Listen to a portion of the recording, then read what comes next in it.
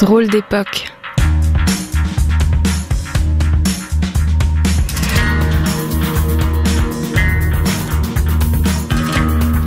Simon Matédoret, Karine Vazarino.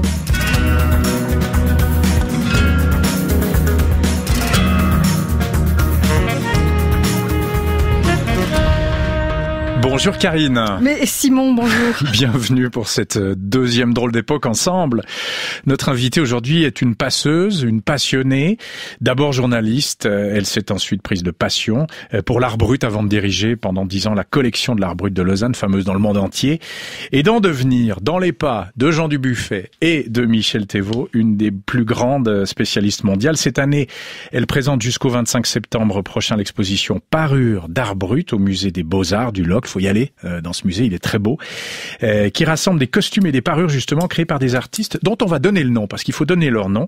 Helga Götze, Kenneth Rasmussen, Giuseppe Versino, Vahan Poladian, Giovanni Battista Podesta. Bravo Simon. Voilà. Aucune faute, Lucienne Perry? Aucune, non. Très bien, bravo. Bonjour, vous allez bien? Bonjour. Oui. On l'a dit, une des plus grandes spécialistes de l'art brut au monde, et vous enseignez également à l'EPFL. On y reviendra tout à l'heure. Alors vous êtes venu avec un objet, on va dire, un grand objet. On va décrire directement. C'est un grand tableau avec des portraits dans ce cadre. Pourquoi vous êtes venu avec ces portraits-là, et qui est l'artiste qui les a créés? Eh bien parce que ce sont de drôles de portraits. De très drôles de portraits pour drôles d'époque. Oui, des drôles de portraits parce qu'en fait, l'artiste Curcio Di Giovanni s'inspire de visages, de figures que l'on trouve dans des magazines, des magazines de papier glacé en couleur, mais plutôt que de représenter très fidèlement ce qu'il voit, eh bien, c'est comme s'il ne restitue pas le visage, mais il le dévisage. Il dévisage le visage. Il prend par exemple une tête d'un homme, on le voit ici. Plutôt noir-blanc. Plutôt dans noir-blanc. D'abord, il travaille uniquement avec le crayon de papier, le crayon gris, et puis il trace la tête, les yeux, le nez, la bouche, etc. Mais il prend aussi en considération, et au même titre, les cernes, les rides, les aspérités, les imperfections, etc. Donc en fait, dans un premier temps, le dessin est fait uniquement au crayon gris, comme on le voit, et comme si c'était une sorte de mosaïque de petites cellules, comme si c'était un archipel de petites formes closes. Il cherche à montrer tout ce qu'on essaie de masquer. Tout ce qu'on essaye de masquer, ça c'est la première étape. Et puis ensuite, la deuxième étape, eh bien c'est là que tout à coup, le visage prend forme parce que c'est grâce à la couleur. La couleur tout à coup donne vie au visage et tout à coup on voit, ah oui, les yeux, ah oui, le visage, etc. Mais ce qui est étrange, eh bien c'est que il ne respecte pas le modèle, il bouscule en fait les règles et il met au même titre les rides et tout ce que nous essayons de masquer, de ne pas prendre en considération, eh bien hop, il le met au même plan que les yeux, le nez, la bouche. Quand vous dites il bouscule les règles, est-ce que c'est volontaire? Alors en tout cas, c'est son entreprise, il ne l'a jamais dit verbalement, donc on ne peut pas affirmer haut et fort oui. Absolument, il le fait consciemment, mais moi je me dis que au fil de ces dizaines et dizaines et dizaines de dessins, eh bien, ça n'est pas un hasard si à chaque fois il adopte la même attitude, c'est-à-dire qu'il se dessaisit des règles, il voit bien en fait comment le tableau est fait, comment le visage est fait, mais lui, il a envie d'en donner une autre vision, me semble-t-il. Curcio Di Giovanni, vous l'avez découvert quand celui-là? Alors celui-ci, c'était dans les années 2000, grâce à Teresa Maranzano. Et puis pour moi, c'est très important de dire qui m'a aidé. Parce qu'en fait, seul, je ne découvre rien. Je ne découvre personne.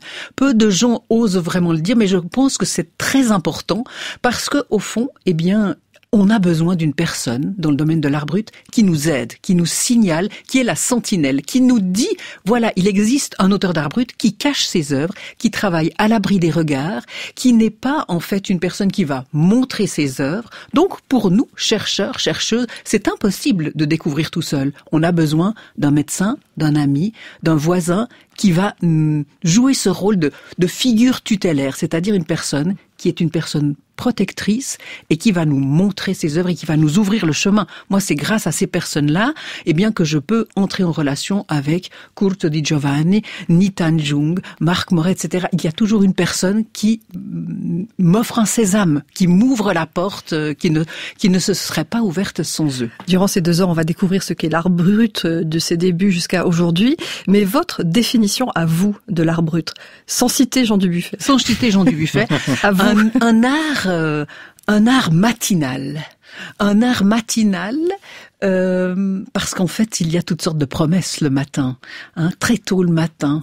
Il y a quelque chose qui permet les possibles, qui permet de nouvelles perspectives, qui permet des conjectures. Moi, j'aime l'art brut. Pour le définir, je dirais...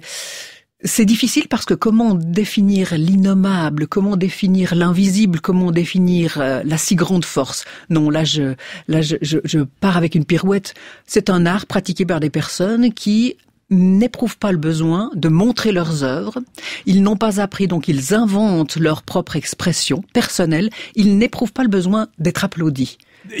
Qui sont loin, je postule ça, d'un rapport de séduction avec le public. Voilà, il n'y a pas de séduction. Pas de séduction parce qu'en fait, ils travaillent par eux-mêmes et pour eux-mêmes. Imaginez-les, ils sont dans une chambre d'hôpital psychiatrique ou dans une cellule de prison ou alors dans une ferme isolée ou alors dans n'importe quel lieu clos et ils travaillent à huis clos dans une sorte d'énergie centripète. L'énergie ne part pas ailleurs. En fait, ils travaillent dans le secret, le silence, la solitude. En fait, ce sont des personnes qui n'éprouvent pas le besoin d'imaginer qu'un jour, quelqu'un va regarder, quelqu'un va aimer, quelqu'un va exposer, quelqu'un va acheter, quelqu'un va comprendre, sentir. Ils travaillent parce que cela répond à un besoin intérieur impérieux.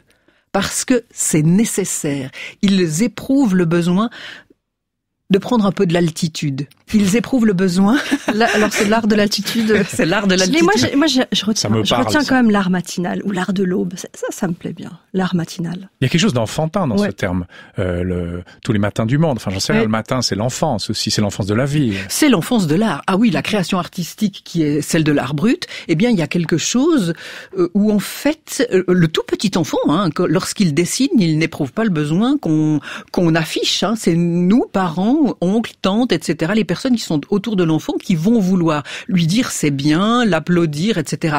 Eh bien, ça c'est peut-être un des points communs. L'art brut, ça n'est pas l'art des enfants, bien entendu, mais l'art brut, c'est un art aussi de l'élévation. Moi, j'ai l'impression aussi que ces personnes, les auteurs d'art brut, font commerce avec les grandes questions, avec la mort, avec le deuil, avec l'invisible, avec l'au-delà. Ils parlent de la condition humaine. Curto Di Giovanni, quand il dessine ces êtres, ces visages, eh bien, on en a les frissons, on est stupéfait, parfois même... on est un peu troublé et on rigole, parce qu'en fait, il parle de l'âme humaine. Il révèle, comme vous le disiez, ce que l'on n'aimerait pas montrer. Moi, je crois qu'il révèle l'âme humaine, ce qu'il y a de plus profond en nous. Et donc, moi, j'ai ces tableaux en face de moi pendant toute l'émission. On peut les voir sur Internet, peut-être préciser sur la page de l'émission. Je vais essayer de me concentrer, parce que c'est vrai que c'est troublant. C'est vrai que c'est troublant. Il vous regarde, en tout cas. Il me regarde, oui. Bon, petite question. Comment allez-vous dans cette drôle d'époque, Lucienne Perry? Dans cette drôle d'époque, je vais bien parce que j'ai la chance d'être une personne positive et qui rebondit, mais je suis très inquiète. Je suis très inquiète pour les questions qui nous entourent et qui sont celles que tout le monde garde avec soi du matin au soir, c'est-à-dire quel sera l'avenir de notre monde, de notre planète, quelle sera la terre que nous laissons à nos enfants. Il y a aussi une part de moi qui dit la confiance, qui dit que des personnes importantes, très nombreuses et de plus en plus nombreuses réagissent et peut-être réagiront de plus en plus fort pour travailler notre monde de l'intérieur et peut-être le sauver en tout cas un peu. Ouais, si vous êtes là, on est déjà bien parti. Lucienne Perry, spécialiste d'art brut, vous êtes avec nous jusqu'à 17h en direct dans Drôle d'époque, c'est si bon. 1950, Louis Armstrong, c'est si bon, il est immortel comme l'art brut, vous en êtes une spécialiste, Lucienne Perry, commissaire de cette exposition Parure d'art brut qu'on peut voir jusqu'au 25 septembre au musée des Beaux-Arts du Locle, qui rassemble des costumes et des parures, justement créés par des artistes d'art brut. On peut citer également vos 2 récents ouvrages, il y en a eu des plus anciens. C'est un ouvrage sur Armand Schultes, paru en octobre 2021, intitulé Le Jardin de la mémoire. Il y a aussi le livre de Pierre, consacré à Fernando Nanetti, paru en mars 2020. Alors, il y a eu votre définition de l'art brut il y a quelques minutes. Vous dites que c'est l'art de l'aube, l'art du matin, l'art des promesses de l'aube, de ces matins où tout est possible, de ces matins carrément enfantins. Et puis, il y avait évidemment la définition de Dubuffet qui disait c'est l'art des personnes exemptes de culture artistique. Dubuffet qui théorise l'art brut en 1945, en découvrant Louis Souter, qui est né à Morges, près de Lausanne, en 1871, et qui est décédé près de Valorbe en 42. Mais Dubuffet, il faut quand même en dire un mot, s'intéresse depuis plus longtemps que ça aux travaux de ce qu'il appelle les malades mentaux. C'est dès les années 20 ou 30. Dites-nous-en un mot de ça. En fait, Jean Dubuffet effectue son premier voyage, vous aviez raison, en 1945. C'est le premier voyage, un voyage légendaire, un voyage initiatique. Premier voyage, 1945. Dubuffet arrive en Suisse. Il viendra en Suisse, à Lausanne, Genève, Bâle, Berne. Il parcourra plusieurs visites dans la même année, aussi en décembre, parce qu'il est à la recherche d'un art qu'il n'a pas encore défini. Ça, c'est étonnant. Et c'est intéressant, Il découvre, il regarde les œuvres et c'est à la lumière de ces découvertes qu'il va ensuite être à même de définir l'art brut. C'est ça, en fait, il fait les choses à l'inverse. C'est upside down. De toute façon, avec l'art brut, on est toujours à l'envers et à contre-courant. Et Dubuffet, à partir de ces trouvailles qu'il fait principalement dans des hôpitaux psychiatriques, mais aussi dans des prisons, notamment la prison de Bâle. Il découvre aussi des œuvres au musée d'ethnographie de Genève. Donc, il fréquente, bien sûr, des médecins lors de ces voyages, bien sûr des psychiatres, mais aussi des artistes, des écrivains, des ethnologues, des conservateurs de musées, des personnes qui le mettent en lien avec des créateurs marginaux, des créatrices marginales. Des œuvres plus anciennes que 1945. Bien entendu, des œuvres plus anciennes, parfois même des œuvres qui datent de la fin du 19e siècle. Et vous savez quoi, Jean Dubuffet est avec nous. Ah. C'est en 1945 que j'ai commencé ces recherches, par suite de circonstances qui s'y prêtaient, et j'ai commencé ces recherches en Suisse. Et là, j'ai rencontré l'aide, le concours de plusieurs médecins suisses qui m'ont ouvert les portes d'hôpitaux psychiatriques dans lesquels certains pensionnaires de ces hôpitaux faisaient des œuvres, n'est-ce pas? Ça donnait à des productions artistiques. La notion de beauté, je crois qu'elle n'existe pas, que c'est un mirage. Il n'y a pas de beauté ni de laideur, c'est complètement arbitraire. Du reste, ça varie d'une époque à une autre, c'est une question de convention. Je crois qu'absolument n'importe quel objet, n'importe quel être, n'importe quel lieu peut devenir un objet d'extrême attachement et puis peut jouer ce rôle dont je parlais d'exalter, de se lier avec des idées très exaltantes, et c'est à ce moment-là que les gens prononcent le mot de beauté. Mais ça, je crois qu'absolument n'importe quoi peut en devenir l'objet. Je crois que la fonction d'un artiste est justement de la faire apparaître là où on ne la voit pas d'habitude. La peinture s'adresse à l'esprit, pas du tout aux yeux, à l'esprit. Lucienne Perry, une réaction à Jean Dubuffet quand il dit que ce n'est pas forcément beau, en fait. Cette peinture s'adresse à l'esprit. Oui, parce qu'en fait, l'art brut nous saisit, je trouve, tout de même dans l'émotion, nous saisit aussi intellectuellement parce qu'en fait, eh bien, on est face à des œuvres qui remettent en cause la création artistique. Qui est artiste ? Qui a le statut d'artiste? Qu'est-ce que la création? Comment en vient-on à créer, à dessiner, à peindre, à sculpter, à inventer un univers onirique, fictif? Eh bien, les auteurs d'art brut nous donnent une sorte de coup de sang ou un coup de fouet ou un coup de liberté parce qu'en fait, eux sont autodidactes, n'ont pas suivi de formation artistique, sont des ignorants. Alors qu'on utilise toujours ce terme de manière péjorative, ignorant, ignorante. Eh bien, l'ignorance dans le monde de l'art brut, c'est quelque chose de positif, puisqu'en fait, comme les auteurs d'art brut ignorent, ils inventent la technique, le mode de représentation, ils inventent un univers qui leur est propre en faisant appel, comme le disait Dubuffet, à des pulsions premières, à des pulsions intérieures. Nous avons tous eu, en tout cas, lorsque nous étions petits-enfants, vous avez peut-être des enfants autour de vous, vous en aurez. Un enfant, lorsqu'il a 2, 3 ou 4 ans, lorsqu'il est vraiment en très bas âge, eh bien, il danse de manière tout à fait naturelle, il dessine sans qu'on le lui demande, il porte un masque et hop, en un tournement, il devient un personnage. Il est un petit personnage de théâtre, il chante, il peut s'exprimer corporellement. Et puis, petit à petit, on sait bien que les écoles développent certaines aptitudes au détriment d'autres. Que ce soit en Suisse, en France, en Allemagne, en Angleterre, on développe les aptitudes qui sont celles de l'informatique, des langues, des maths, etc. Parce qu'en fait, on veut que l'enfant soit intégré dans cette société-là. C'est un choix de société, mais au détriment, à mon grand regret, au détriment du dessin, de l'expression corporelle, de la danse. À bas l'école? Ah non, pas à l'école. C'est une question. Non, non, l'école, apprendre, c'est la liberté, c'est la porte ouverte vers l'autre, vers le monde. Donc non, pas à bas l'école, mais pourquoi si peu de dessin, de musique, de peinture, d'expression corporelle, de danse? Eh bien, je crois que c'est aussi à travers la musique que l'on pourrait apprendre et développer, des capacités mathématiques. Je crois qu'on apprend aussi les maths grâce à la musique. On apprend aussi un développement identitaire au travers de la chanson, du chant, de l'émerveillement que nous procure le chant, par exemple. Ça me fait penser à Rudolf Steiner, ça. Oui, ce grand anthroposophe. Bien sûr, il n'est pas loin.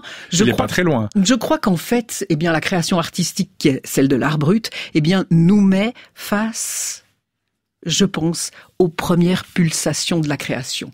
Ces gens-là se lancent dans la création sans avoir appris, sans éprouver le besoin de montrer ce qu'ils font. Ils tentent, ils investiguent, ils sont sans cesse en train de chercher. Et c'est d'ailleurs bien la raison pour laquelle beaucoup d'auteurs d'art brut, ont des productions qui sont gigantesques. Par exemple, certains, ça n'est pas 1000 œuvres, leur corpus. C'est 10 000 œuvres. Parfois, c'est même plusieurs dizaines de milliers d'œuvres. Pourquoi ? À mon avis, c'est parce qu'en fait, ils sont autodidactes et pour inventer un système d'expression artistique, ils font des pas. Et un dessin, c'est un pas de plus vers l'élaboration de cette création artistique. Comme une sorte de dessin animé où il faut dessiner chaque plan, voilà. Oui, voilà, ils cherchent. Lucienne Perry, vous nous direz dans un instant votre découverte de l'art brut. Quand était-ce dans votre vie? Est-ce que ça a occasionné chez vous? Mais tout de suite, c'est plutôt surréaliste. On doit avoir une information routière, là, maintenant, voilà, sous nos yeux. Infotrafic RTS. Soyez prudents sur la 5 Neuchâtel-Lausanne en raison de la présence d'objets sur la chaussée entre Grandson et Yverdon-Ouest en direction de Lausanne. Lucienne Perry, vous êtes d'origine fribourgeoise. Oui. Vous êtes venue vous installer à Lausanne avec une maman sommelière, un papa qui travaillait au transport lausannois, au TL. À quel moment vous avez découvert l'art brut ? Je découvre l'art brut lorsque je suis jeune, comme on vivait à Lausanne, évidemment que très vite, l'école, le maître, la maîtresse nous amène à la collection de l'art brut. C'est à ce moment-là. Mais j'étais au gymnase quand même, j'étais pas si petite. Et puis, en fait, c'est un prof de français qui nous donnait aussi, quelle chance, des cours d'histoire de l'art et qui nous a permis d'entrer dans cet antre, dans ce lieu absolument exceptionnel qui est un ancien château. Ça lui va bien parce qu'en fait un château c'est de toute façon rempli de mystères, il y a des oubliettes, on s'y perd dans cette collection de l'art brut et c'est tant mieux. Je crois que l'art c'est aussi ça et l'art brut nous laisse nous perdre d'ailleurs. Et à ce moment-là, vous êtes perdu. Oui. Ça répondait à quelle partie de votre enfance, justement? Si j'ai cité vos parents, est-ce que on peut dire que cet art brut répondait aussi à vos origines, parfois populaires aussi? Il y avait quelque chose de direct dans cette approche de l'art? Peut-être, des origines populaires. Anti-élitiste. Oui, peut-être, il y a quelque chose de cela. Je pense aussi que ma mère, qui était gérante de restaurant, eh bien, c'est une personne qui chante tout le temps. Donc, elle a insufflé ça dans la famille. On chante vraiment à chaque réunion, tout le temps, énormément. Je pense aussi que cette présence artistique, eh bien, a apporté une sensibilité au monde de l'art d'une manière générale. Bien entendu, moi, je pense aussi qu'il y a quelque chose même de politique. Les personnes qui n'ont pas eu le droit à la parole, oui, je pense qu'elles ont le droit à la parole, et c'est aussi de cette manière-là que je me sens messagère de ces personnes-là. Est-ce que l'art brut pourrait être une forme de lutte des classes artistiques? En tout cas, l'art brut réunit des personnes qui très souvent n'ont pas eu le droit à la parole. Je veux dire les patients psychiatriques, les personnes enfermées, des médiums, c'est-à-dire des personnes qui entretiennent des relations avec l'au-delà, c'est-à-dire aussi des femmes qui n'ont pas eu le droit à la parole, ou fort peu, en tout cas trop peu, et qui tout à coup, dans cet univers où ils déploient une inventivité extraordinaire, eh bien tout à coup, ils se sentent, eh bien ça leur donne des ailes, hein, ils se sentent la légitimité de s'exprimer. Et ce sont la plupart du temps, très souvent, des personnes de couches sociales très inférieures. Mais ce que vous vous êtes dit à cette époque-là, est-ce que c'est injuste qu'on n'entende pas parler de l'art de ces personnes-là? Non, d'abord j'ai été très émue, très troublée. Je crois que je parle d'une sorte de déflagration, une déflagration poétique qui est à la fois émotionnelle et intellectuelle. Pour moi, je pense vraiment que ce qui se passe dans notre cerveau et dans notre cœur, eh bien, ce sont des choses qui sont intrinsèquement liées ou qui s'enchevêtrent. Je crois que la capacité émotionnelle et la capacité intellectuelle se nourrissent l'une l'autre, s'alimentent l'une l'autre. Je crois pas qu'il y a de ségrégation entre ces deux choses. On n'oppose pas raison et émotion. Non, jamais. Je ne pense pas. Et l'art brut nous le montre. Hein. Et d'ailleurs, les visiteurs et les visiteuses des expositions d'art brut nous le montrent. Lorsque les gens me parlent, eh bien, ils me disent, ah oui, le fait d'avoir appris que ces créations ont été faites dans ces conditions-là, j'ai encore plus été émue. Et inversement, j'ai été encore plus intéressée et curieuse par la manière avec laquelle il travaille que lorsque j'ai été tellement émue devant cette œuvre. Et j'en avais les larmes aux yeux. Combien de fois on m'a dit ça? Mais combien de fois on m'a dit ça?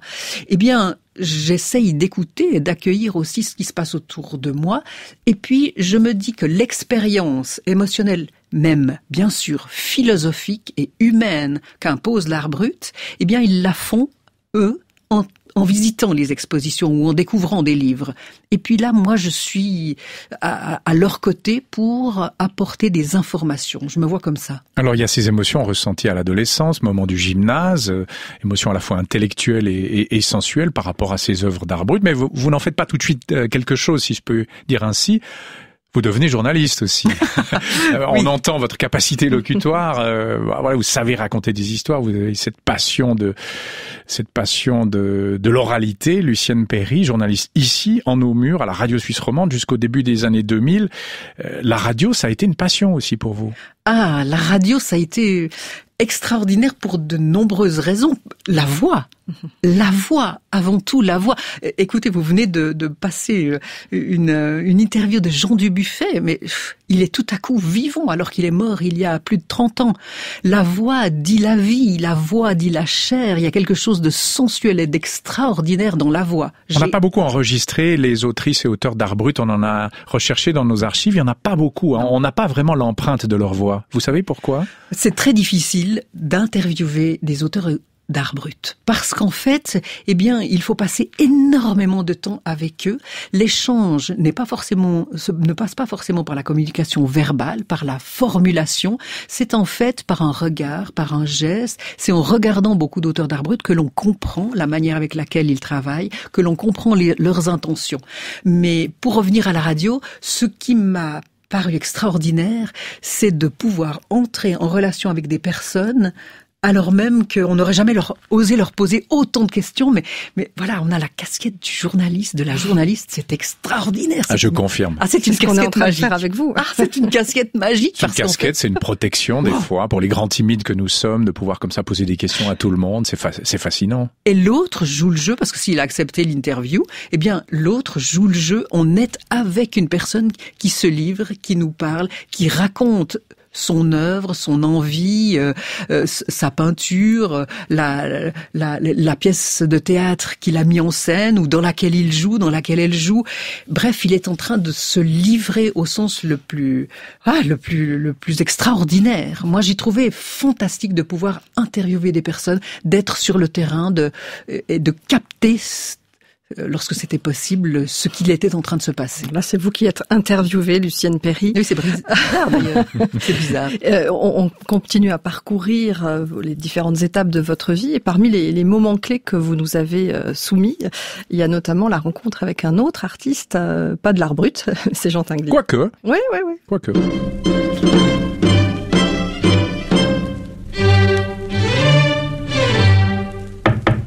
Jean Tinguely, qu'est-ce que vous êtes en train de faire? Je fais une sculpture. Vous appelez ça une sculpture? Oui. Une sculpture qui sera à la fois une machine et qui sera en même temps une fontaine. C'est-à-dire qu'il va, en giclant de l'eau, atteindre des dimensions un petit peu supérieures que seulement les dimensions matérielles de cet objet. C'est donc destiné à être mis dans un parc, à être mis dehors? Oui, c'est pour affronter la nature. Vous utilisez quoi pour faire ces sculptures? Pratiquement tout. Je ne sais pas à quoi je m'arrêterai. C'est bien l'énergie, le mouvement, l'électricité, aluminium, caoutchouc, ferraille rouillée, ferraille neuf, couleur, forme, rondeur, angle, cubisme, impressionnisme, propreté, saleté, tout ce que vous voulez. Et comment pratiquez-vous avec la matière? Est-ce que vous voyez quelque chose en vous disant tiens, ça fera ceci? Je ne sais pas. Je ne peux jamais contrôler ça. Je ramasse beaucoup de choses, je les prends, je tourne autour. Parfois je les utilise facilement, parfois je les rejette et je les réutilise plus tard seulement. Je travaille avec beaucoup d'hésitation.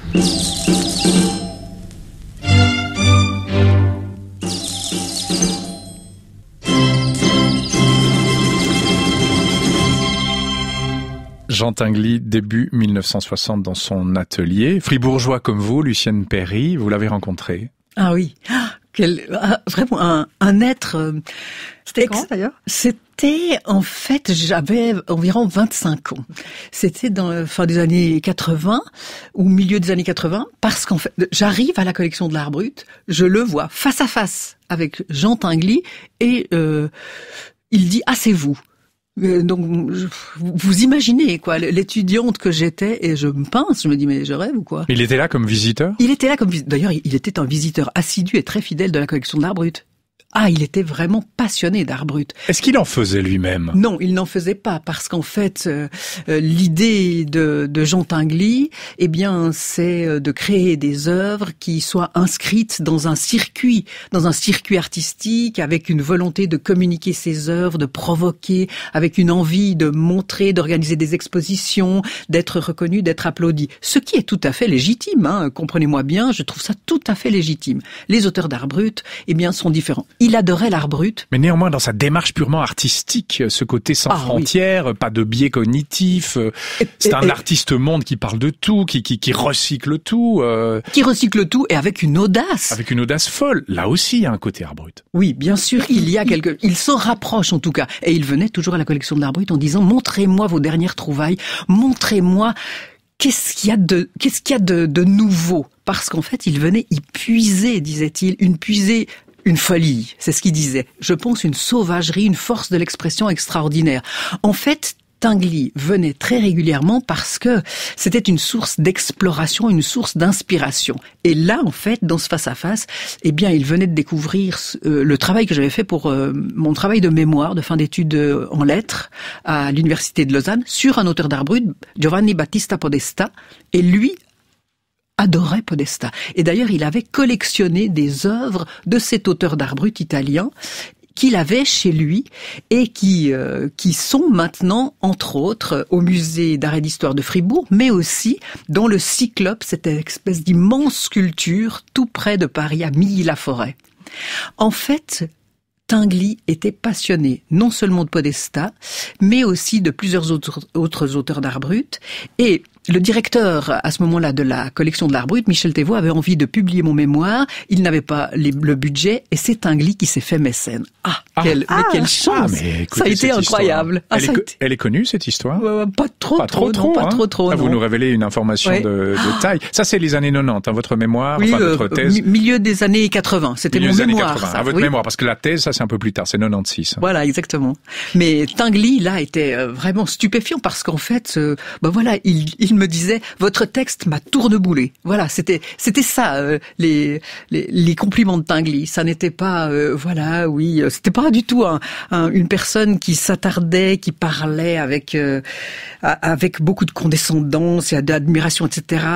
Il m'avait fait une dédicace avec plein de fautes d'orthographe. Enfin, il y avait quelque chose, bien sûr, qui me fascinait. C'était avec des petits dessins aussi. Oui, avec des petits dessins. Et puis moi, ce que j'aimais aussi dans Jean Tinguely et dans son œuvre et dans sa manière d'être, c'était Jean qui rit et Jean qui pleure, parce qu'il y a une part extrêmement grave, très liée à la mort dans l'œuvre de Jean Tinguely. Il suffit de visiter la nouvelle salle du musée Tinguely, actuellement à Bâle, où on découvre en fait les œuvres qu'il a faites après un grand incendie qui a eu lieu près de la Verrière, là où il avait son atelier justement. Il a récupéré des os calcinés de bovins, puisque tout le bétail avait été calciné, et aussi des machines de travail de paysans, et qui avaient été brûlées. Et c'est avec ces reliques calcinées qu'il a créé une œuvre tout à fait troublante qui fait bien entendu écho au drame, à la mort et au fond, à la condition humaine. On remonte le temps. On a entendu Jean Dubuffet,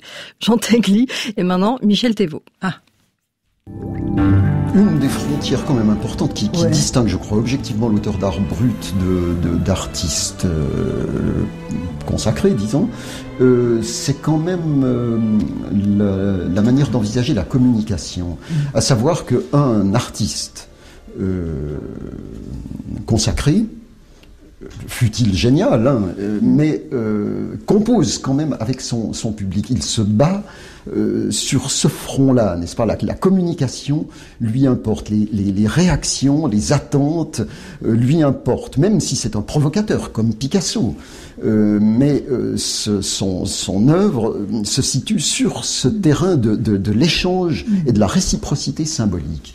Tandis que l'auteur d'art brut se replie, il coupe la communication. Son œuvre se développe d'une manière autiste. Peut-être y perd-il quelque chose, c'est peut-être une dimension qui lui manque, mais ce qu'on perd d'un côté, on le regagne de l'autre. Peut-être s'aventure-t-il sans avoir à rendre aucun compte dans des profondeurs mentales ou disons dans des territoires sur lesquels un artiste qui communique n'oserait pas se risquer.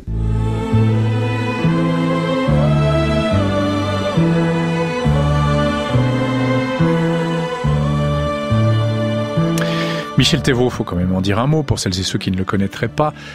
Toujours bon pied, bon oeil, il a 86 ans. C'est donc à lui que Jean Dubuffet a confié sa collection en 1976 pour créer le fameux musée de l'art brut, la collection de l'art brut sur les Hauts de Lausanne, qu'il dirige jusqu'à sa retraite en 2001. Puis ensuite, après 2001, c'était vous, Lucienne Perry. Il a dirigé votre thèse en 1996 à l'Université de Lausanne. Première femme à obtenir un doctorat en histoire de l'art à Lausanne. Vous êtes une pionnière. Oui, une pionnière, j'en suis contente, non pas parce que c'est fantastique de faire une thèse, c'est surtout ce qui était important pour moi, dans le fait que j'étais la première femme, c'est que j'ouvrais une voie et que d'autres allaient suivre ce chemin, quoi. Enfin, voilà, beaucoup d'autres femmes, chercheuses, étudiantes, ont fait des thèses à cette suite. Donc voilà, c'était surtout d'ouvrir une nouvelle voie. C'était impensable qu'elle ne soit pas ouverte. Dubuffet, Thévaux, Perry, c'est comme ça que ça s'opère, la transmission?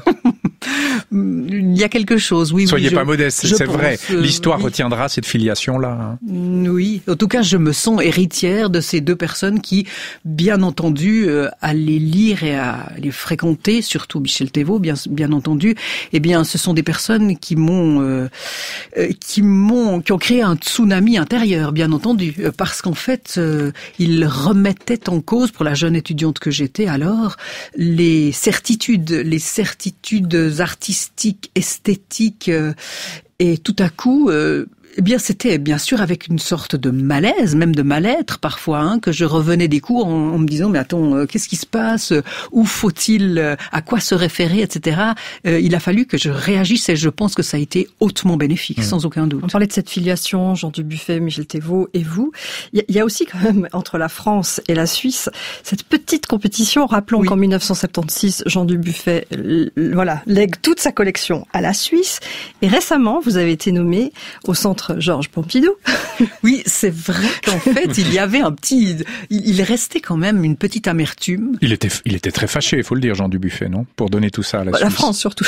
Il était très fâché, mais sachez qu'en fait, la Suisse a joué un tel rôle important dans le début de ses recherches, on le disait au début d'émission, 1945, les premiers voyages, puis ensuite, il y a toute une ribambelle de voyages d'investigation et de relations qui vont se tisser, se nouer et se développer avec des personnes suisses. Dubuffet a toujours dit qu'il a trouvé dans notre pays, sur terre helvétique, un regard tout à fait avisé et des aides. Des personnes lui ont prêté main forte. Il a toujours gardé ça en tête. Donc, au fond, c'était un juste retour aux sources parce qu'en fait, il avait été vraiment appuyé et aidé et parce que beaucoup d'auteurs d'art brut, à cette époque-là, dans les débuts, étaient suisses. Aloïse Wölfli Müller, par exemple. On entendra parler d'Aloïse, parce que sa voix est très très difficile à trouver, mais on entendra une archive sur Aloïse dans la deuxième heure de Drôle d'époque. Vous êtes avec nous en direct, Lucienne Perry. Je crois que vous aviez une excellente question, Karine, par rapport à l'art brut. On parlait d'art plastique, les sculptures, il y a de la musique, l'art brut et de la musique? Oui, ça existe. Par exemple, l'artiste qui s'appelle Robillard joue de l'accordéon et joue de l'harmonica sans avoir appris, sans avoir de solfège. Donc il se lance à corps perdu dans des créations musicales assez étonnantes. Beaucoup d'autres créateurs, en tout cas, cherchent ou essayent d'en faire. Il y avait aussi Wölfli qui, lui, inventait des partitions de musique. Il n'a pas seulement dessiné et écrit, mais il composait de la musique, mais non pas sur des portées de 5 lignes, comme on l'a appris, n'est-ce pas? Mais 6 lignes. Et puis il multipliait bécquart et bémol. Une note de plus, alors, oui. Voilà, exactement. Donc on ne sait pas très bien comment jouer, mais lui interprétait sa musique sur une trompette de papier. Mais vous n'avez jamais organisé des expositions avec des œuvres d'art plastique et de la musique, par exemple? C'est quelque chose qui pourrait... Oui, par exemple, j'ai organisé une exposition sur Louis Souter avec de la musique, parce que Louis Souter était aussi musicien, violoniste, et on avait présenté une exposition à la collection de l'art brut, Louis Souter et la musique. Mais ça reste à faire, et beaucoup d'investigations doivent être faites encore dans le domaine de la musique, mais aussi dans d'autres domaines, de la danse, par exemple. C'est clair qu'on sait que vous avez beaucoup de travail encore. Vous continuez de découvrir.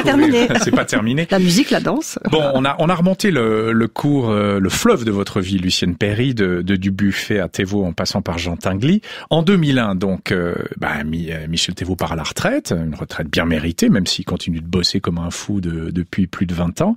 Et vous prenez la direction de cette collection de l'art brut de Lausanne, succédant ainsi à Thévaux. Voici ce que vous disiez sur nos ondes à l'époque.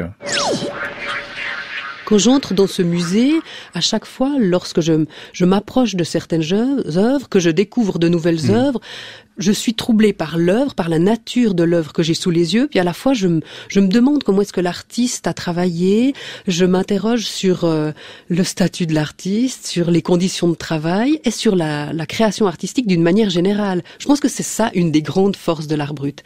C'est qu'à la fois l'œuvre nous trouble, nous bouleverse, et puis il y a aussi l'histoire de la personne qui a créé ces œuvres-là, et par ailleurs, il y a aussi ce que cette création artistique remet en cause, parce que l'art brut, il faut quand même bien le souligner, remet en cause et bouleverse nos certitudes artistiques et culturelles. n'avez pas changé. Oui, c'est vrai que vous êtes très cohérente 20 ans après, Lucienne Perry, mais on s'interroge sur ce qu'est l'art, sur la création artistique officielle versus l'art brut.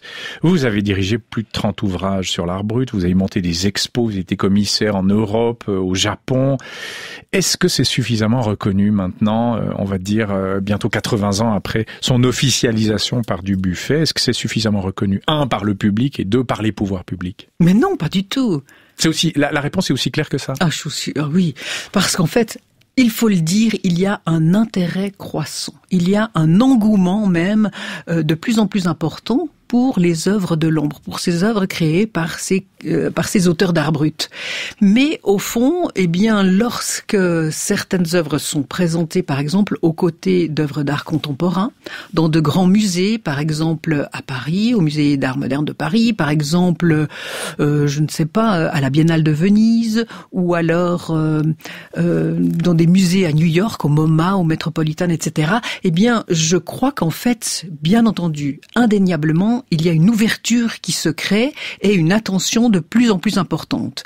Y a-t-il une réelle reconnaissance? Je n'en suis pas toujours si sûre. C'est toujours un peu ghettoisé, même au sein de ces prestigieuses institutions. Il y a toujours le coin art brut. C'est comme ça que c'est présenté? Non.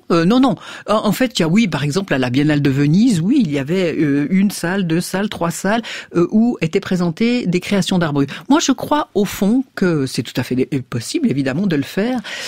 Il importe tout de même de montrer vraiment d'apporter au public toutes les informations nécessaires pour pouvoir réaliser quelle œuvre on a face à soi. Comme le disait dans votre citation de Michel Thévaux, comme il le disait lui, je crois au fond que les conditions de création, lorsque un créateur travaille dans un lieu clos, qu'il ne travaille que pour lui-même, par lui-même, avec des matériaux récupérés, pas toujours par choix, mais simplement parce qu'en fait, il travaille avec ce qu'il a sous la main, tant il est important, coûte que coûte, de s'exprimer.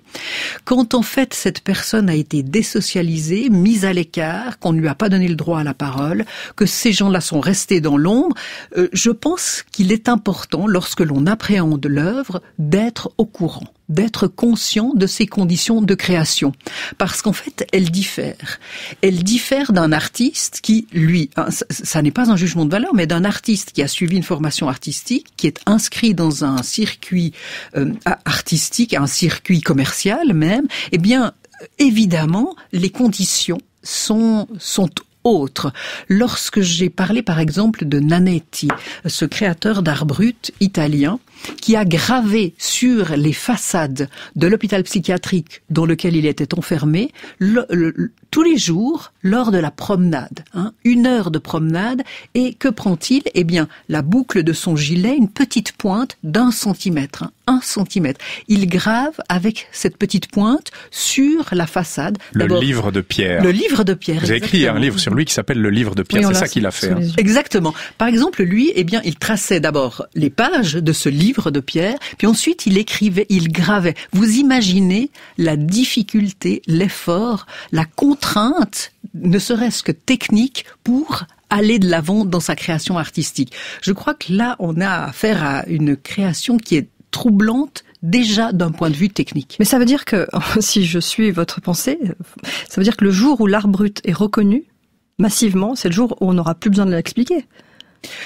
Non, je pense pas. Non, le jour où l'art brut sera connu, je pense que des personnes s'y intéresseront toujours et encore, et d'autres personnes qui travaillent dans l'ombre, on pourra peut-être découvrir ce qu'elles sont en train de faire. Je crois qu'il est important que les publics, au sens très large du terme, de toutes les générations et de toute couche sociale, appréhendent des œuvres réalisées comme cela, dans la clandestinité.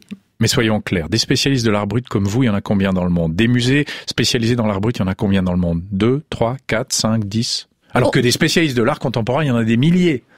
Oui, alors c'est bien la raison pour laquelle je vous ai répondu que non, on n'est pas encore. Oui. Non, bien sûr, la collection de l'art brut de Lausanne et puis beaucoup d'autres qui sont en France. Maintenant, quand même, il y a eu un événement extrêmement important qui a eu lieu il y a tout juste un an d'ailleurs à Paris, c'est-à-dire que la plus grande collection, une des plus grandes et des plus importantes collections d'art brut, une magnifique collection, celle de Bruno de Charme, le collectionneur français, a fait donation au Centre Pompidou des pièces les plus importantes de sa collection. Et vous travaillez là-dessus, vous, hein? 1000 œuvres. Oui, je suis parmi les personnes qui, travaillent sur ces œuvres-là. Mais ça, c'est un événement absolument extraordinaire. Vraiment, c'est à marquer d'une pierre blanche. Ça a marqué d'une pierre blanche une nouvelle ouverture vis-à-vis de l'art brut.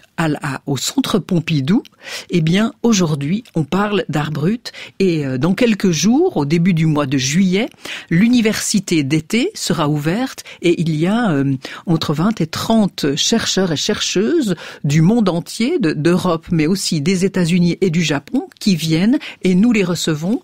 Et il y a en fait toutes sortes d'ateliers de recherche et de création, une publication qui est en cours, des conférences, des tables rondes.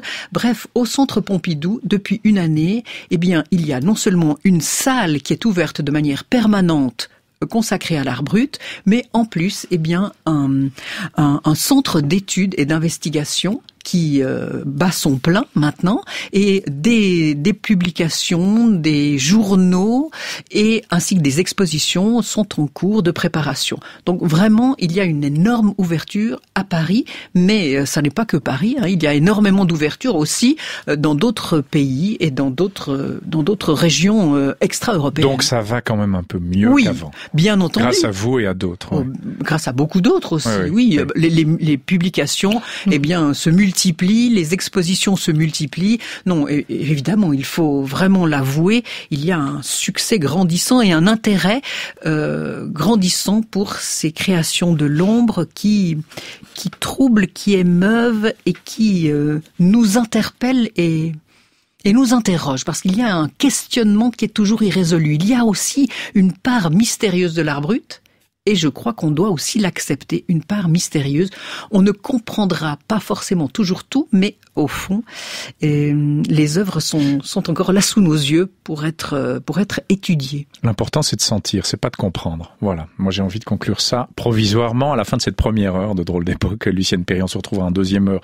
On parlera d'autres artistes d'art brut, comme par exemple Aloïse, et aussi un Américain très important, dont j'oublie très provisoirement le nom, George Widener. Voilà, George Widener, oui, qui était atteint de troubles autistiques et qui faisait, et qui fait encore, parce qu'il est encore vivant, des choses absolument magnifiques. On se retrouve avec Lucienne Perry en deuxième heure de Drôle d'époque pour parler d'art brut, et puis à 16h10 tout à l'heure après les infos, nous serons avec les rencontres d'Émilie Gasque. Aujourd'hui, on retrouve Françoise de Sugier. Françoise qui a 79 ans. Drôle d'époque.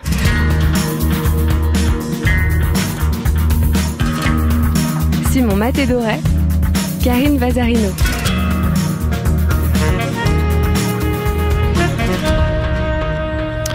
Avec notre invitée Lucienne Perry, spécialiste de l'art brut, cet art du matin, cet art matinal, cet art de l'aube, n'est-ce pas Karine ? Ça nous parle. Hein. Oui, effectivement. Lucienne Perry, on va aussi parler de transmission avec vous, puisque vous enseignez l'art brut, notamment à l'EPFL, à l'École Polytechnique Fédérale de Lausanne, depuis 2010, c'est ça ? Oui, c'est ça. Comment ça se passe ? Quels sont les retours de ces ingénieurs en herbe ? Eh bien, fantastique, vraiment. Bon, ils ont à choix, hein, tous ces futurs informaticiens, futurs mathématiciens, futurs architectes, etc., ont à choix et doivent choisir un cours de sciences humaines et sociales. Donc, il y a près d'une centaine de cours qui leur sont proposés de communication, de psychologie, histoire du Japon, etc. Et parmi ces cours, l'art brut. Donc, ceux qui viennent ont déjà choisi, certains plus que d'autres, de suivre ce cours. Et puis, alors, ce que je fais avec eux, eh bien, c'est que je les emmène très très souvent à la collection de l'art brut. Je les emmène dans des expositions parce que, comme vous l'avez vu, hein, j'ai amené cette œuvre. Lorsqu'on est devant un original, il se passe quelque chose d'indicible. Qu'est-ce qui se passe dans le cerveau d'une ou d'un ingénieur, a priori? C'est des personnes très rationnelles pour le coup. Enfin, on peut le postuler. Qu'est-ce qui se passe dans le cerveau d'un ingénieur quand il voit un tableau comme ça, déconstruit, faisant appel aux sensibles et à d'autres zones de l'esprit? Alors les ingénieurs sont des personnes extrêmement sensibles et je crois que ce qu'il y a d'extraordinaire, c'est qu'ils ont un regard qui apporte aussi quelque chose de nouveau. Par exemple, devant les œuvres de Wölfli, les partitions musicales, l'un d'eux, je me rappelle, un étudiant en mathématiques, avait tellement étudié et décortiqué le système d'expression musicale de Wölfli qu'il avait en fait décrypté un système très particulier et qu'il démontrait.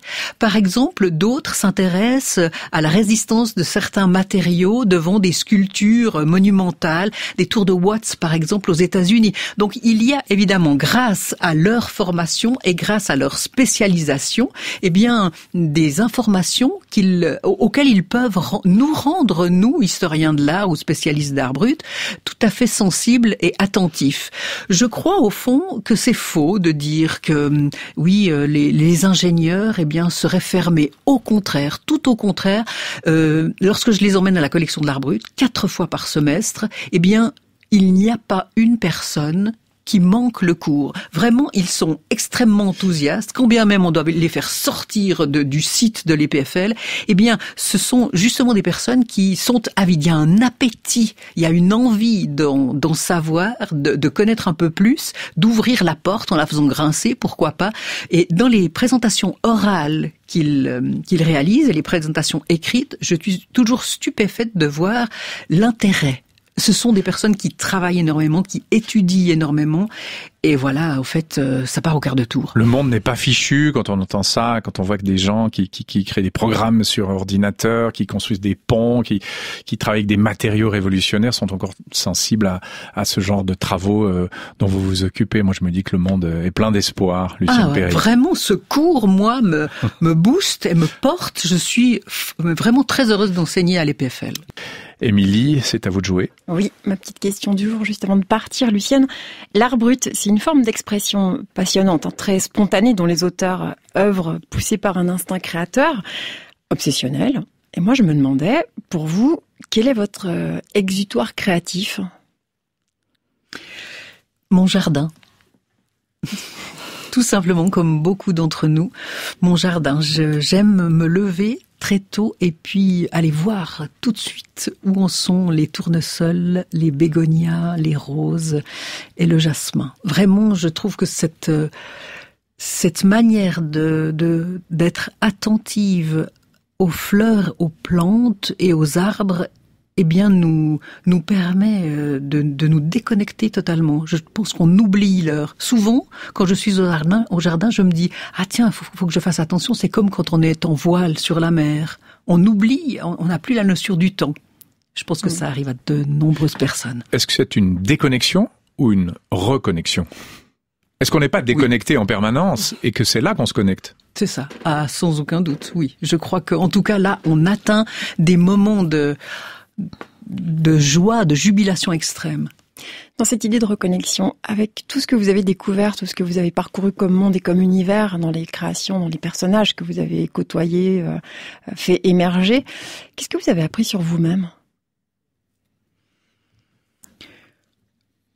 Combien, lorsque l'on prête attention à une œuvre, quelle qu'elle soit, combien on peut essayer d'en apprendre, essayer de ressentir toujours et encore. Une œuvre, c'est une œuvre, lorsqu'elle est devant nous, mais lorsque l'on passe du temps avec la personne qui a dessiné, qui a peint ou qui a sculpté, lorsqu'on la regarde peindre, dessiner ou sculpter, mais aussi marcher, lorsqu'on l'écoute, même si on ne comprend pas la langue que cette personne est en train de parler, lorsque l'on se met au diapason de cette personne, eh bien, on arrive à entrer dans un univers qui est autre, qui est insoupçonné, qui n'est pas le nôtre. Je crois que c'est ça. C'est aussi une manière de comprendre que certaines personnes arrivent, quand bien même ils ont été chahutés, voire tourneboulés par la vie, eh bien ils arrivent à trouver un espace qui répare, un espace qui pense, A-N et E-N aussi, une voie salvatrice. Je crois que la création d'art brut, c'est cela aussi, c'est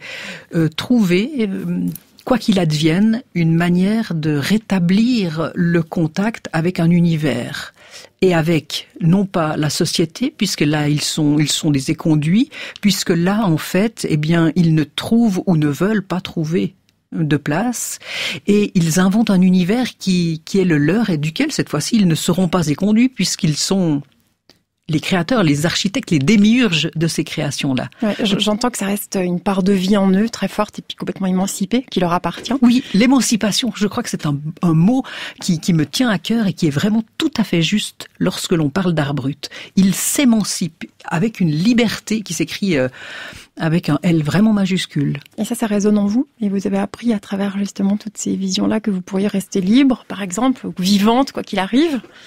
En tout cas, oui, ça m'ébranle et ça m'émeut de voir au fond la persévérance, le courage, l'inventivité et le pouvoir de contestation aussi de ces personnes, le pouvoir de protestation et de résistance. Oui, voilà. Alors ça, c'est un maître mot en matière d'art brut. La résistance, c'est une manière pour eux de résister et d'aller de l'avant encore et toujours.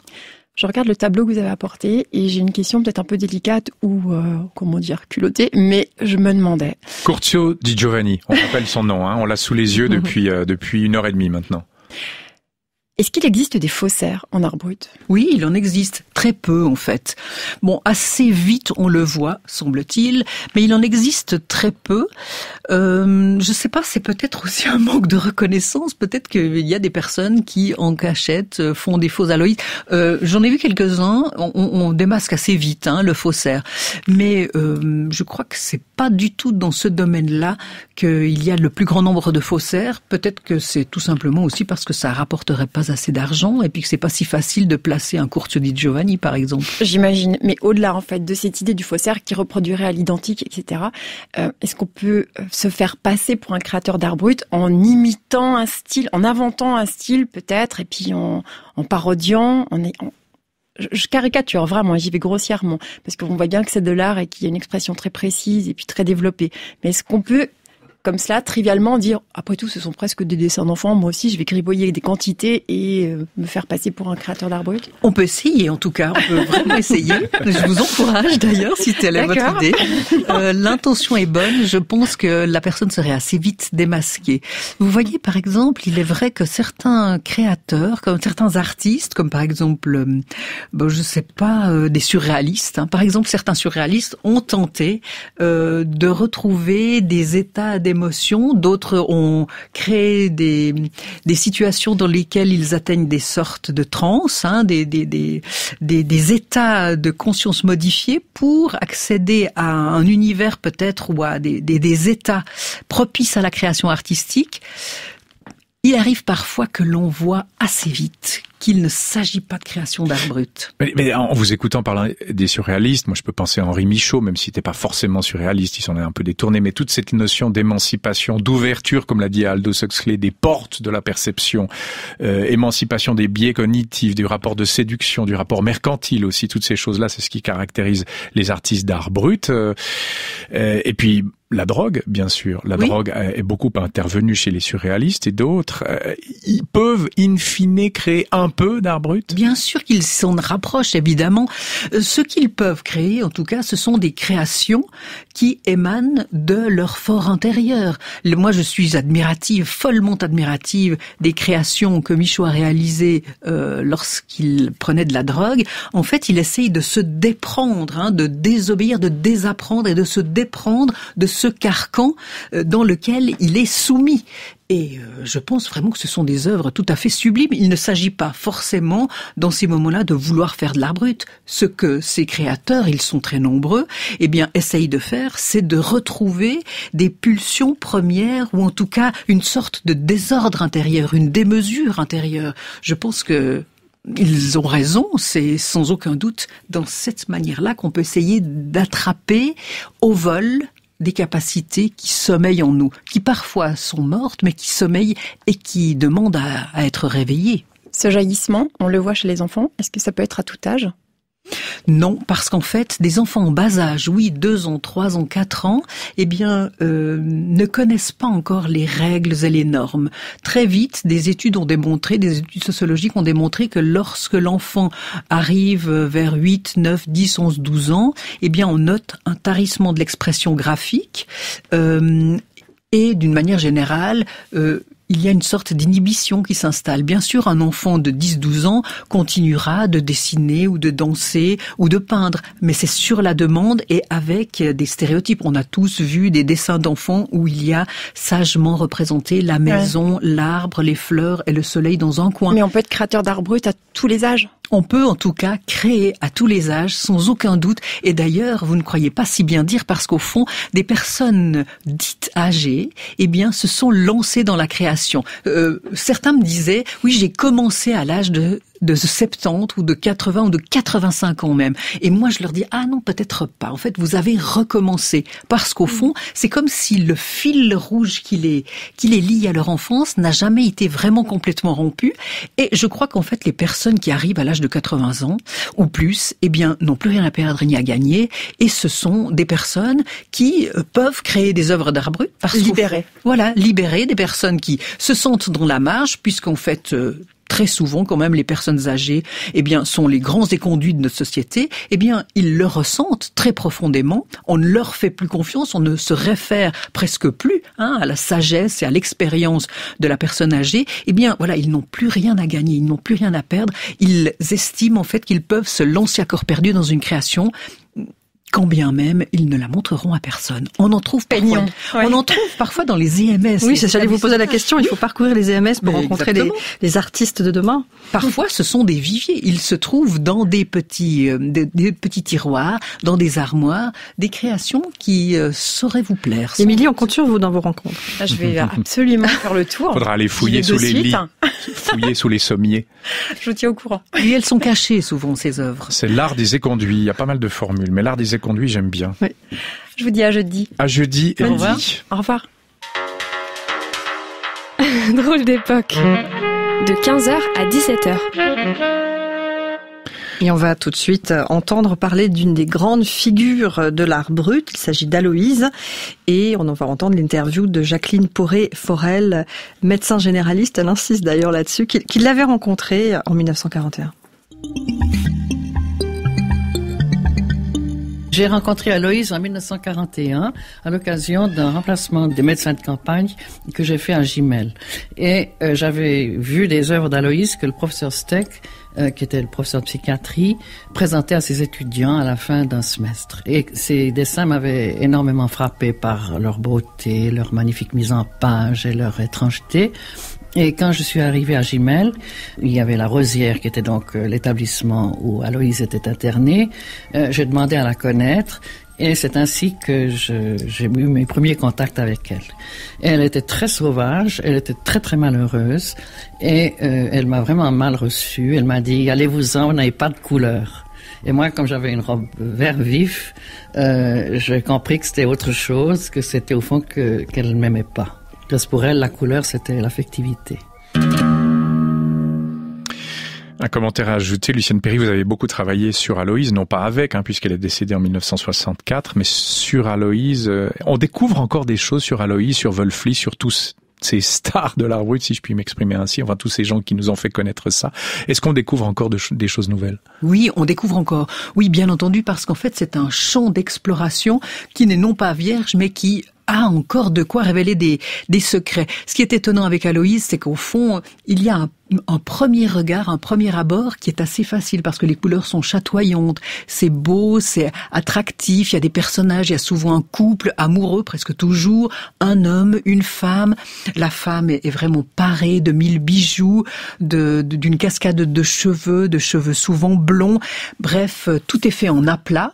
Il n'y a pas d'arrière-plan, donc tout est focalisé sur ces figures qui sont représentées. C'est assez facile dans un premier abord. Mais au fond, ce qui était intéressant, c'est de savoir que c'est une œuvre complexe, extrêmement raffinée et très difficile d'accès parce qu'en fait, il y a 1001 petits secrets. Vraiment, c'est une cosmogonie. Donc vous en découvrez encore maintenant? Oui, on en découvre encore maintenant. Et d'ailleurs, Jacqueline Poré-Forel, c'était extraordinaire d'être avec elle devant des œuvres d'Aloïse. Par exemple, elle avait fait une exposition une fois sur les éléphants d'Aloïse. Plusieurs tableaux plusieurs œuvres étaient présentées dans cette exposition. C'était à Morges, au musée Forel. Et en fait, l'intitulé de l'expo, c'était Les éléphants chez Aloïse. Et au fond, lorsqu'on arrivait, on ne voyait aucun éléphant, mais en fait, elle nous les montrait. Et petit à petit, on découvrait quelques mystères. C'est une manière de dire que c'est une cosmogonie extrêmement complexe et qu'en fond, il faut prendre du temps devant les œuvres d'art brut, prendre du temps pour mieux les comprendre. Et prendre du temps aussi avec ces artistes. On voit toute la difficulté de se connecter avec eux. Jacqueline Poré-Forel, premier contact, pas forcément évident, et puis qui a continué à aller la voir et à la découvrir et à se passionner pour elle. Pendant des dizaines et des dizaines d'années. Et elle a vraiment accompli un travail grandiose. Jacqueline Poré-Forel vraiment a accompli un travail de premier ordre et de référence pour Aloïse Corbat. Alors, on remonte un peu le cours du temps. Autre artiste beaucoup plus récent, il est américain et c'est votre ami Éric Burnand, ex-figure et producteur à la RTS, Éric Burnand, qui nous en parle. On l'écoute. Je suis sûr que tu t'en souviens, Lucienne. Ça remonte à il y a quelques années. Je préparais pour la RTS un documentaire sur la créativité et je cherchais quelqu'un capable de raconter comment les idées créatives viennent à l'esprit. Et tu m'as mis en contact avec un artiste génial, un certain George Widener, américain, un peintre et dessinateur d'art brut, un autiste aspergé obsédé par les nombres et les couleurs, et il parvient à les visualiser, à les faire défiler par couches successives devant ses yeux clos. À part ses talents de peintre, c'est un mathématicien génial. C'est une sorte de Rain Man à la mémoire phénoménale, et il est capable notamment de dire en quelques secondes à quel jour correspond n'importe quelle date du calendrier. Alors, quand je l'ai rencontré, je l'ai bien sûr testé, et en un clin d'œil, il m'a dit que je suis né un dimanche, et que toi, Lucienne, c'était un lundi. Tu confirmes ? Oui, c'était un lundi matin, très tôt. C'est fou. Oui, c'est complètement dingue. George Widener. George Widener, oui, c'est vraiment quelqu'un d'extraordinaire. On l'avait fait venir ensuite à la collection de l'art brut, et puis on avait organisé une soirée, vraiment on avait fait salle comble, parce qu'au fond, c'est important aussi, quand c'est possible de le faire, de présenter ces créateurs au public, parce qu'au fond, eh bien, ces personnes montrent aussi la manière avec laquelle ils travaillent, s'ils sont d'accord de travailler, et puis ils peuvent parfois aussi ouvrir quelques portes sur leur construction, les échafaudages absolument fantasques et extravagants auxquels ils s'adonnent régulièrement. George Widener, c'était vraiment une rencontre étonnante. Et il est toujours en vie, George Widener. Il n'est pas si vieux que ça, il doit avoir une 60aine d'années. Hein. Oui, un peu plus, oui, tout à fait.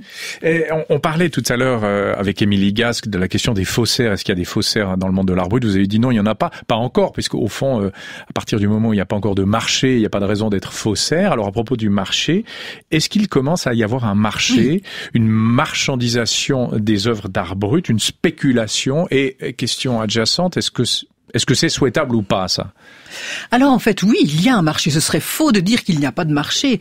Il y a un marché qui est foisonnant depuis une dizaine d'années, je dirais, mais qui remonte aux années 80, les prémices.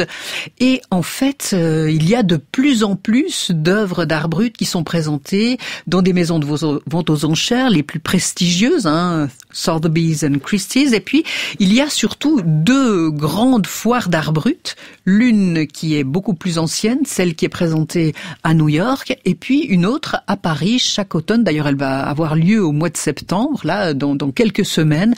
Une foire d'art brut où, en fait, un nombre très impressionnant de galeries venues du monde entier présentent leurs récentes découvertes ou les créations qu'ils ont réussi à collectionner, qu'ils ont réussi à dénicher ça et là. Parce qu'en fait, les œuvres d'art brut, eh bien, il faut les dénicher. Elles ne se donnent pas, elles ne se livrent pas, puisque ce sont des œuvres qui sont précisément réalisées à l'abri des regards. Alors évidemment, on peut s'interroger sur pourquoi est-ce que l'art brut doit être vendu. Est-ce que vraiment l'art brut devrait être vendu ? Les auteurs d'art brut, j'en ai rencontré plusieurs à qui, eh bien, j'ai fait part de mon intérêt. Et puis, je leur ai calmement demandé, est-ce que ce serait possible que l'on vous achète l'œuvre ? Ça, c'est pour un musée, enfin, elles doivent être représentées, elles pourraient être représentées à la collection d'art brut. Alors, il y avait toutes sortes de réactions. Certains disaient, oui, cette peinture, 1000 milliards de millions. Tout simplement. Mais comment les estimer justement? Oui, exactement. C'était aussi la question qu'il me posait lorsqu'il a affirmé haut et fort 1000 milliards de millions, parce que tout simplement à une œuvre hautement symbolique ne peut correspondre qu'un prix hautement symbolique. D'autres disent, et ça c'était Marc Moret, c'était impossible pour lui. Il éprouvait le besoin dans sa ferme à Voidance de vivre avec ses collages au premier étage de sa ferme, aux Colombettes. Il éprouvait le besoin chaque matin d'aller voir ses collages au sol, d'ouvrir les rideaux, et puis le soir, il revenait, il fermait les rideaux, et puis il s'accroupissait, peut-être s'agenouillait-il, et il était en contact avec, peut-être, devant le collage à maman, il était peut-être en contact avec sa mère. Il avait réuni dans ce collage toutes sortes d'éléments de mercerie, des aiguilles, des épingles, des fermetures éclairs, une sorte de reliquaire à sa manière, les reliques de sa maman, et il était peut-être en contact, peut-être méditait-il, peut-être priait-il. Toujours est-il que lorsqu'il quittait cette chambre, il refermait la porte et dessinait sur la porte avec son index la croix. En tout cas, il était en relation avec une forme d'invisible, sans aucun doute. Marc Moret, donc Huadance, et la Gruyère, c'est juste à côté de Bulle. Les Colombettes, on connaît très très bien cette ferme. Décédé il y a peu de temps, c'est ça? Décédé il y a peu de temps, effectivement. Et puis, justement, maintenant que ces œuvres sont disponibles, on va dire, comment, voilà, que faire? En fait, je suis en contact avec sa sœur, avec sa famille, et au fond, des œuvres ont intégré la collection de l'art brut, et plus récemment, j'en suis vraiment très contente, le musée d'art et d'histoire de Fribourg et le musée gruyérien de Bulle, et bientôt le Museum Lagerhaus à Saint-Gall ont acquis leurs œuvres, ces œuvres. Donc, en fait, 4 musées pour l'heure, 4 musées suisses ont acquis des œuvres de Marc Moret, et cela fait partie du patrimoine. Évidemment, moi, en tant qu'historienne de l'art, j'y suis particulièrement sensible parce que ce sont des œuvres qui font partie du patrimoine, appartiennent au patrimoine artistique universel, et de cette manière, elles vont être présentées. Elles ont été présentées à la collection de l'art brut de l'exposition Croyance, qui vient de fermer ses portes. Et puis, elles vont être présentées au musée d'art et d'histoire de Fribourg très bientôt, dans quelques semaines, dans la nouvelle exposition. En fait, ces œuvres doivent être vues. C'est important à mes yeux. C'est une manière de voir, Évidemment, pour moi, c'est important que le public, les enfants, les adolescents, les personnes âgées, moins âgées, les gens soient amenés à découvrir ces créations qui parlent de la condition humaine, ces créations, en fait, qui sont là pour évoquer un univers désordonné. C'est un peu aussi la volonté qu'avait Marc Moret de représenter dans ses œuvres son désordre intérieur, mais le désordre du monde aussi.